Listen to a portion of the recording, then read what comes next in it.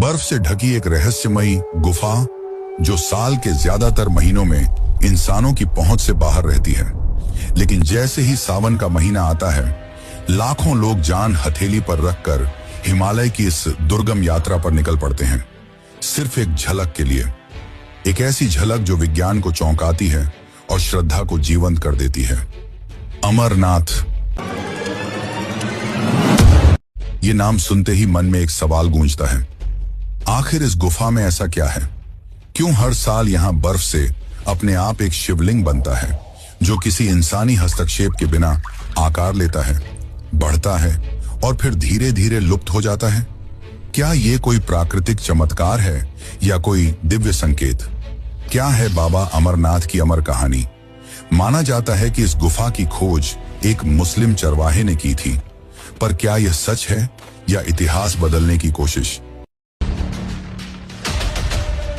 आज मैं जब आपको इसकी असली सच्चाई बताऊंगा तो आप भी हैरान रह जाएंगे। माना जाता है कि यही वो स्थान है जहां स्वयं भगवान शिव ने पार्वती को वो कथा सुनाई थी जो किसी भी इंसान को अमर बना सकती है। लेकिन फिर सवाल उठता है, अगर वो कथा अमृत की थी तो क्या वह आज भी किसी रूप में मौजूद है? क्या वह ज्ञान किसी ने सुन लिया था? और अगर हां, तो कौन था वो जो आज भी जीवित है? लोक कथाएं कहती हैं कि 2 कबूतर उस गुफा में कथा के दौरान मौजूद थे। स्थानीय लोगों का दावा है कि गुफा में एक सफेद कबूतरों का जोड़ा रहता है जो कभी नहीं मरता। 2015 में एक यात्री ने वीडियो बनाया जिसमें 2 कबूतर गुफा के अंदर बैठे दिखे। 2015 में एक यात्री ने वीडियो बनाया जिसमें 2 कबूतर गुफा के अंदर बैठे दिखे। हैरानी की बात यह कि 1930 के दशक के पुराने फोटोज में भी यही कबूतर दिखाई देते हैं। अमरनाथ की यह गुफा साल में केवल 2 महीने के लिए ही खुलती है और बाकी के 10 महीने बंद रहती है। लेकिन जब यह 10 महीने के लिए बंद होती है तो गुफा के अंदर ऐसा क्या होता है कि वहां इंसानों का जाना मना है? और क्या हुआ जब एक शख्स ने गुफा की इस सच्चाई को जानने के लिए गुफा के बंद होने से पहले उसके अंदर सीसीटीवी कैमरे लगाए? उस कैमरे में जो उसने देखा वो आपको चौंका के रख देगा। लेकिन सवाल ये है, क्या यह सब सच है? क्या वाकई इस गुफा में कोई दैवीय शक्ति छुपी हुई है? क्यों विज्ञान आज तक इस बर्फ के शिवलिंग के रहस्य को नहीं सुलझा पाया? और क्या यह गुफा कैलाश पर्वत या फिर पाताल लोक से जुड़ी हुई है? और क्या है शेषनाग झील का रहस्य? क्या इसमें आज भी शेषनाग निवास करते हैं? क्योंकि बीते कुछ सालों में लोगों ने दावा किया है कि उन्हें शेषनाग के दर्शन हुए हैं। और आखिर क्या है शिवखोड़ी गुफा का रहस्य जिसमें जाने वाला आज तक वापस लौट कर नहीं आया? मित्रों, अभी पूरे भारत में सिर्फ एक ही गूंज सुनाई दे रही है, वह है हर हर महादेव की। हर हर महादेव। इसका पहला कारण सावन का महीना है ही, लेकिन मुख्य कारण है शिव के प्राचीन धामों की यात्रा का प्रारंभ होना। यही वह समय है जब लोग भोले बाबा की कृपा प्राप्त करने के लिए केदारनाथ और अमरनाथ की यात्रा पर निकलते हैं। यह यात्रा आसान नहीं होती, हर रास्ता भक्तों की भक्ति की परीक्षा लेता है। लेकिन जब अंत में भक्त मंदिर परिसर में पहुंचते हैं तो उन्हें एक अलौकिक शक्ति का अनुभव होता है और मन शांत लगता है। तो आज की इस डॉक्यूमेंट्री में हम आपको अमरनाथ की अनसुनी और रहस्यमयी बातें बताएंगे जो आपको चौंका कर रख देंगी।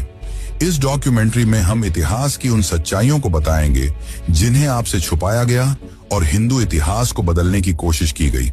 साथ ही हम वीडियो के अंत में यह भी बताएंगे कि आप कैसे बाबा अमरनाथ की यात्रा कर सकते हैं और जीवन मरण के इस चक्र से मुक्ति पा सकते हैं। तो चलिए चलते हैं अमरनाथ की इस यात्रा पर। लेकिन उससे पहले, अमरनाथ सिर्फ एक गुफा नहीं बल्कि हजारों वर्षों की आस्था, श्रद्धा और रहस्य से जुड़ी एक अद्भुत कथा है। जम्मू कश्मीर की राजधानी श्रीनगर से लगभग 135 किलोमीटर उत्तर पूर्व में स्थित यह पवित्र गुफा समुद्र तल से करीब 13,600 फीट की ऊंचाई पर स्थित है।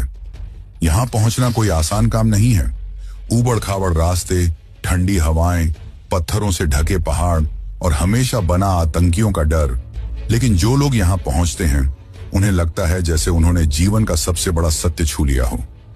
अमरनाथ गुफा बाहर से जितनी साधारण दिखती है, भीतर से उतनी ही दिव्य है। करीब 19 मीटर अंदर तक जाती इस गुफा की चौड़ाई लगभग 16 मीटर और ऊंचाई 11 मीटर है। लेकिन इसका सबसे बड़ा चमत्कार, या यूं कहें कि सबसे बड़ा रहस्य है, यहाँ हर साल अपने आप बनने वाला बर्फ का शिवलिंग। यह कोई मूर्ति नहीं, न ही किसी इंसान द्वारा बनाई गई कोई आकृति। यह है स्वयंभू हिमानी शिवलिंग, जो पूरी तरह प्राकृतिक है। और यही कारण है कि इसे केवल एक शिवलिंग नहीं, बल्कि शिव की जीवित उपस्थिति का प्रमाण माना जाता है। यह शिवलिंग सावन के महीने में बनना शुरू होता है, यानी कि आषाढ़ पूर्णिमा से लेकर रक्षाबंधन तक की अवधि। जैसे जैसे चंद्रमा बढ़ता है, वैसे वैसे यह शिवलिंग भी आकार लेता है। श्रावण पूर्णिमा को इसका आकार अपने चरम पर होता है, करीब 10 फुट ऊंचा। और फिर जैसे जैसे चंद्रमा घटता है, शिवलिंग भी धीरे धीरे विलीन होने लगता है। चमत्कार की बात तो यह है कि यह बर्फ ठोस होती है, इतनी ठोस कि वर्षों तक जमा रहे, जबकि गुफा की बाकी बर्फ नरम होती है, जो हाथों पर रखते ही घुल जाती है। गुफा के भीतर से पानी की बूंदें टपकती हैं। इन्हीं बूंदों से धीरे धीरे शिवलिंग आकार लेता है। और इसी स्थान को अमृत की गुफा कहा जाता है, क्योंकि पुराणों के अनुसार यहीं भगवान शिव ने माता पार्वती को अमर कथा सुनाई थी। वह कथा जिसे कोई और न सुने, इसलिए शिव ने पहले नंदी को, फिर चंद्रमा, सर्प, गण और पंच तत्वों को भी त्याग दिया। यहां तक कि उन्होंने अपने प्रिय रुद्र गणों को भी बाहर छोड़ दिया, ताकि केवल पार्वती यह कथा सुन सके। और यही कारण है कि इस गुफा को तीर्थों का तीर्थ कहा जाता है। यह केवल एक धार्मिक स्थल नहीं, यह एक अनुभव है जो आपको जीवन, मृत्यु और पुनर्जन्म की गहराई से परिचित कराता है। यहां आने वाले श्रद्धालु कोई साधारण यात्रा नहीं करते। कोई पैदल चलता है, कोई डंडी में सवार होकर आता है, तो कोई बर्फ में नंगे पांव, सिर्फ इसलिए कि एक झलक मिल जाए उस शिवलिंग की, जिसे देखना मानो साक्षात शिव के दर्शन करना है। यहां तक कि वृद्ध, बीमार और बच्चे भी इस कठिन यात्रा पर निकलते हैं, क्योंकि ऐसा माना जाता है कि जो जीवन में एक बार भी बाबा अमरनाथ के दर्शन कर ले, वह जन्म मृत्यु के चक्र से मुक्त हो जाता है। यात्रा कठिन है, लेकिन जब आप गुफा के सामने पहुंचते हैं, ठंडी हवाओं के बीच घंटियों की आवाज, हर हर महादेव की गूंज और सामने बर्फ से बने शिव की उपस्थिति, तो मन, वचन और आत्मा तीनों एक साथ झुक जाते हैं। यह है अमरनाथ, जहां हर साल साक्षात शिव हिम के रूप में प्रकट होते हैं। एक ऐसा धाम जहां विज्ञान भी मौन हो जाता है। पर क्या आपने सोचा है कि पर्वत की इन ऊंचाइयों के बीच इतने दुर्लभ स्थान पर इस गुफा की खोज किसने की? माना जाता है कि इस गुफा की खोज एक मुस्लिम चरवाहे ने की थी। तो चलिए अब जानते हैं इस गुफा की खोज का असली इतिहास, जिसे आपसे छुपाया गया। इतिहासकारों के अनुसार अमरनाथ गुफा की खोज 16वीं शताब्दी में एक मुस्लिम चरवाहे ने की थी। दरअसल एक दिन बूटा मलिक नाम का मुस्लिम चरवाहा अपनी बकरियों को चराने पहाड़ों में ले गया। वहां उसे एक साधु मिले, जिन्होंने बूटा मलिक को कोयले से भरा एक थैला दिया। जब बूटा मलिक ने घर जाकर वह थैला खोला, तो उसमें हीरे जवाहरात भरे हुए थे।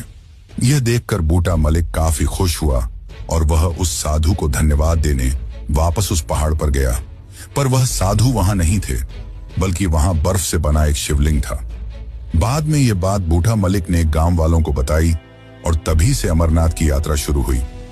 आज भी अगर आप किसी हिंदू से अमरनाथ के बारे में पूछेंगे, तो आपको यही कहानी बताई जाएगी।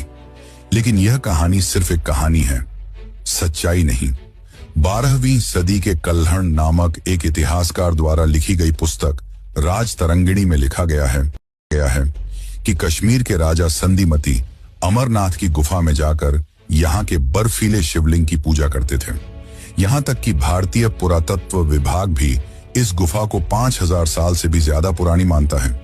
यानी कि यह गुफा महाभारत काल से भी पहले अस्तित्व में थी। एक और ग्रंथ के अनुसार राजा साम दामद शैव कश्मीर के राजा थे और वे पहलगाम के पास बर्फ के शिवलिंग की पूजा करने जाया करते थे। और बर्फ का शिवलिंग तो केवल एक ही है, और वह है अमरनाथ।